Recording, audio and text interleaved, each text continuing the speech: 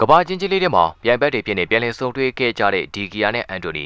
မန်ချက်စတာယူနိုက်တက်ကနေဒီဂီယာတယောက်ပျောက်သွားပြီးတဲ့နောက်တစ်နေ့ကြာမှာတော့စပိန်သားကိုသမားဟာအီတလီစီးရီး A ကိုပြန်ရောက်သွားခဲ့ပြီးဖီရင်တီနာအသင်းမှာသူ့ရဲ့အကောင်းဆုံးပုံစံတွေကိုဆက်ပြီးတော့ပြသနေခဲ့တာပါမန်ချက်စတာယူနိုက်တက်အသင်းမှာအမှားတချို့ကျူးလွန်ခဲ့တဲ့သူကိုအသင်းပိုင်ရှင်တွေရော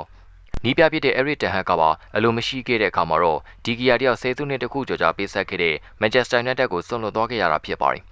မန်ချက်စတာယူနိုက်တက်ကိုဆွန့်လွတ်ခဲ့တဲ့ဒီဂီယာဟာဖီရင်တီနာအသင်းမှာတော့လူစွမ်းကောင်းတယောက်လိုမျိုးလက်စွမ်းကောင်းတွေပြသရင်းနဲ့သူ့ရဲ့တခြင်းကအကောင်းဆုံးအခြေအနေကိုစီးရီး A မှာပြန်လည်ရယူနေခဲ့တာပါဒီဂီယာရဲ့လက်စွမ်းတွေဟာပြန်ဘက်ကစားသမားတွေအတွက်တော့အိမ်မက်တွေကိုဖျက်ဆီးပစ်နေတာဖြစ်ပြီးတော့အဆိုပါဖျက်ဆီးမှုတွေဟာအန်တိုနီဆန်တိုစ်နဲ့မတွေ့ခင်အထိလိုပဲဆိုရမှာပါပြန်ဘက်တင်ကစားသမားတွေရဲ့တွင်းကိုတွေကိုအချင်းချင်းတားဆီးနိုင်ခဲ့တဲ့ဒီဂီယာအသင်းဖောင်အန်တိုနီရဲ့အတွင်းမှာတော့တားဆီးနိုင်ခြင်းမရှိခဲ့ဘူးလို့ပဲဆိုရမှာပါ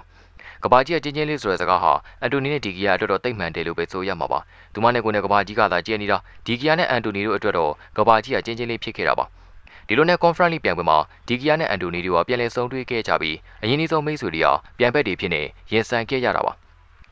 အန်တိုနီယာဒီဂီယာစောင့်နေတဲ့ဖီယိုရီတီနာအသင်းဘက်ကိုတွင်ကိုတကိုသွင်းယူခဲ့တယ်လို့ဒီဂီယာကလည်းတငယ်ချင်းအောင်ဖြစ်သူရဲ့တွင်ကိုအတွက်ချီကျူးစကားဆိုခဲ့ပါတယ်ဒီဂီယာနဲ့ပြန်လည်ဆုံတွေ့ခဲ့တဲ့ခိုက်တက်မှာအန်တိုနီယာတစ်ချိန်တစ်ခါတည်းဂိုးသွင်းခဲ့တာမဟုတ်ဘဲနဲ့နှစ်ချိန်တစ်ခါဆုံတွေ့မှုမှာတွင်ကိုနှစ်ကိုတွေရယူခဲ့တာပါ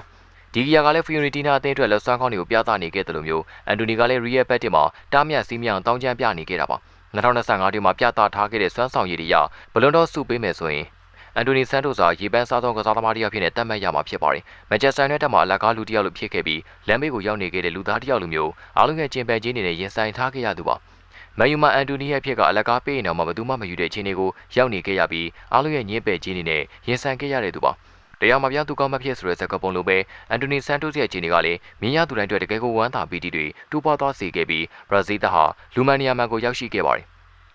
အန်တိုနီဆန်တိုစ်ကအခုဆိုရင်တော့ရီယယ်ဘက်တစ်တင်ကိုဥရောပပြန်ပွဲရဲ့ဘိုလူပွဲဆက်နေရာကိုပို့ဆောင်ပေးနေပြီးပြီးခဲ့တဲ့နေ့ညကစားခဲ့တဲ့ Conference Semi Final ဒုတိယကြော်ပွဲစဉ်မှာရေးပါတဲ့သွင်းကိုတကူသွင်းယူခဲ့တယ်လို့တန်ဖိုးရှိတဲ့ဂိုးဖန်တီးပေးမှုတွေကိုလည်းပြုလုပ်ခဲ့ပါတယ်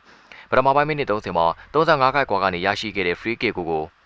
အန်တိုနီကဒီဂီယာဘလို့မှကာကွယ်လို့မရအောင်ဘဲချီလှလှပပနဲ့သွင်းယူခဲ့ပြီးဂိုးသွင်းပြီးမှသူကတက်တူးတစ်ခုကိုပြသပြီးတော့အောင်ပွဲခံခဲ့ပါတယ်ဖီယိုရီတီနာတီကဂေါ်ဆန်ရဲ့နှစ်ကိုနဲ့ပြန်လည်ဦးဆောင်ခဲ့ပေမဲ့လည်း68မိနစ်မှာအန်တိုနီဖန်တီးပေးတာကိုAccessory ကချီပါကိုသွင်းယူခဲ့တာကြောင့်တဖက်နှစ်ကိုစီတည်ကြခဲ့ပါတယ်။ Real Bad တင်ကပထမကျော်အိမ်ကွင်းပွဲတုန်းကနှစ်ကိုတကိုနဲ့နိုင်ယူထားခဲ့တဲ့အတွက်နှစ်ကျော်ပေါင်းရလက်၄ကို3ကိုနဲ့ Fiorentina ကိုနိုင်ယူပြီးဘိုလူပွဲကိုတက်ရောက်ခဲ့ပါတယ်။အန်တိုနီယာပြီးခဲ့တဲ့ဇန်နဝါရီလတွင် Real Bad တင်ကိုအငှားနဲ့ပြောင်းရွှေ့ခဲ့ပြီး22ပွဲကစားပြီးချိန်မှာ10ကိုသွင်းဂိုးဖန်တီးမှု9ချိန်ထိပြုလုပ်ထားခဲ့ပြီးဖြစ်ပါတယ်။